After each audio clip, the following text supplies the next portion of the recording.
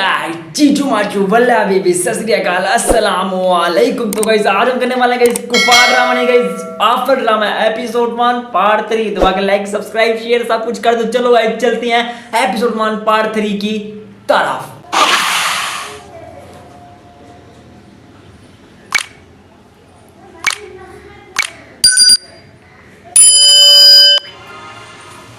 आज तो मुझे बहुत सारा होमवर्क मिला है और वोकैबुलरी का टेस्ट भी है कल। मैथ्स का भी बहुत काम मिला है। चलो पहले मैथ्स निकालते हैं, ठीक है? एक मिनट मामा, मैं पहले दादू को अपनी आज की ड्राइंग दिखाऊंगा। ये देखें दादू, मेरी टीचर ने कहा अपने फेवरेट फैमिली मेंबर की ड्राइंग ड्रॉ करो, तो मैंने आपकी बना दी। अरे वाह, ये तो मेरी जिंदगी की सबसे प्यारी तस्वीर है। बाबा आ जाए तो इसको फ्रेम करवा के अपने कमरे में लगाएंगे। और वर्षा, आपने क्या किया आज स्कूल में? कुछ नहीं दादू, मुझे स्कूल पसंद नहीं है। क्यों बेटा, किसी ने कुछ कहा है क्या? अरे हाँ दादू, वर्षा को आज भी पनिशमेंट मिली थी। क्यों वर्षा, पनिशमेंट तो नहीं मिलनी चाहिए थी? शर्म आनी चाहिए तुम्हें वहाज। अपनी तरफ से झूठी कहानियां सुना रहे हो। चाची, मैं झूठ नहीं कह रहा। वर्षा बताओ ना। बस बस बहुत हो गया। बड़े तो बड़े, अब ये बच्चे भी मेरी बेटी पर उंगली उठाएंगे। महक, तुम बात को बढ़ा रही हो। वहाज को बताने तो दो कि बात क्या है। वरीशा से तो पूछा कि हुआ क्या है, और अगर वाकई ऐसा कुछ हुआ है तो तुम कल स्कूल जाके मालूम कर। वहाज पे क्यों चीख रही हो? मैं चिल्ला नहीं रही हूँ, बता रही हूँ कि ऐसा स्कूल में कुछ नहीं हुआ। यहाँ तो सबको आदत है कि एक दूसरे पर कीचड़ उछाले। और वरीशा, तुम्हें कितनी बार कहा है कि बिला वजह कमरे से बाहर ना निकला करो, कमरे में रहा करो। चलो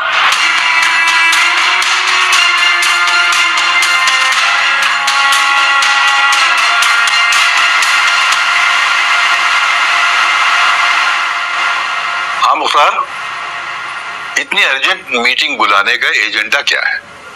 बाबूजान, मामला ही ऐसा। शनी की कॉल आई थी, जफर को कारोबार में काफी नुकसान हो गया। वाकई? लेकिन उसने तो कभी हमें ये नहीं बताया ना। उसकी बातों से ये अंदाजा हो रहा था कि वो परेशान है। एक्चुअली उसकी कंपनी के ऑर्डर में बहुत बड़ा नुकसान हुआ है, जिसकी वजह से सारा कारोबार ठप हो गया है।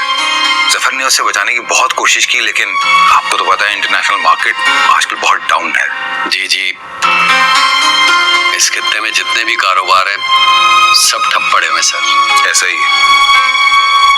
फिर अब इस तरह तो जफर भाई को अकेला नहीं छोड़ा जा सकता। हाँ बिल्कुल, मेरा ख्याल है कि जफर को वापस पाकिस्तान आ जाना चाहिए। बाबूजान, मेरा भी यही ख्याल है कि हम लोगों को उसे सपोर्ट करना चाहिए। तजुर्बा तो है उसके पास, अगर हम उसको सपोर्ट करें तो वो दोबारा से अपने पांव पर खड़ा हो सकता है। और इस सिलसिले में सबसे अच्छी स्ट्रेटेजी क्या हो सकती है, ये सोचा तुमने?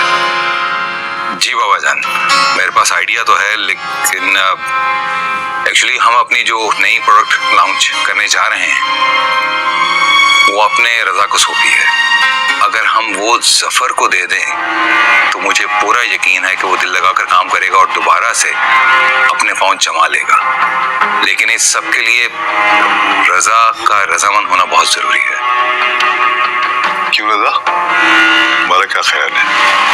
देखो, तुम मेरे साथ ही काम कर रहे हो और करते रहोगे इंशाल्लाह।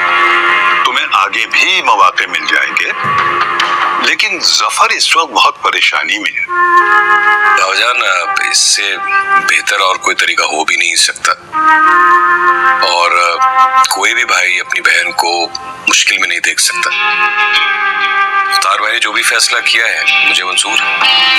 शाबाश, हमें तुमसे यही उम्मीद थी। जीते रहो, तुम्हारी तरबियत में हमें फख्र है बेटा। और मुख्तार बेटा, तुम जफर से बात करो, उसे राजी करो। इस काम में देर नहीं होनी चाहिए।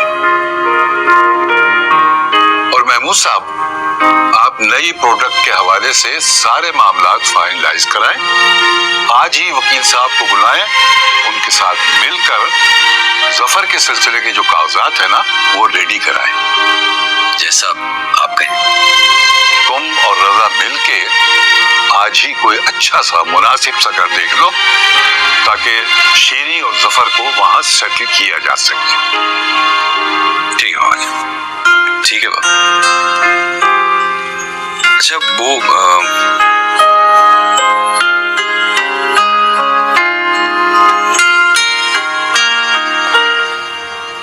इस वक्त मैं घर से बाहर नहीं निकल सकती महमूद। 100 सवाल करेंगे ये लोग, क्या जवाब दूंगी मैं?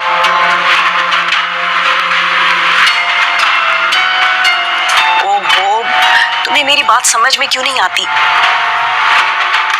करती हूं मैं कुछ।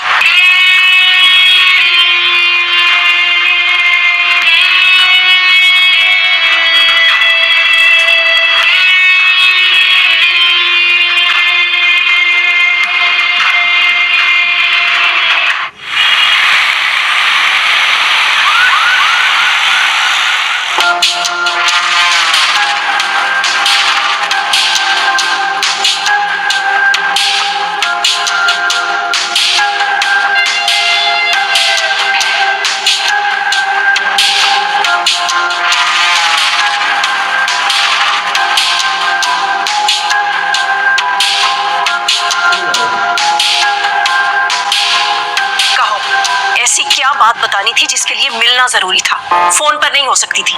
इतना गुस्सा क्यों कर रही है? अब आ ही गई हो तो 2 घड़ी बैठ जाओ मेरे पास भी।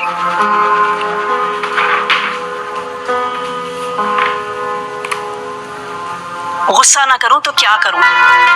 मैं इस तरह रोज रोज तुमसे नहीं मिल सकती। मेरी शादी को इतने साल हो गए हैं, मेरी एक बच्ची है। इस घाटे के सौदे को तुम शादी कहती हो? जिस दौलत के लिए तुमने मुझे छोड़कर रजा अहमद से शादी की, इतने अरसे में तुम्हारे हाथ में एक थैला भी नहीं आया। हर बात का एक वक्त होता है। देखना, रजा एक दिन मेरी हर बात मान जाएंगे।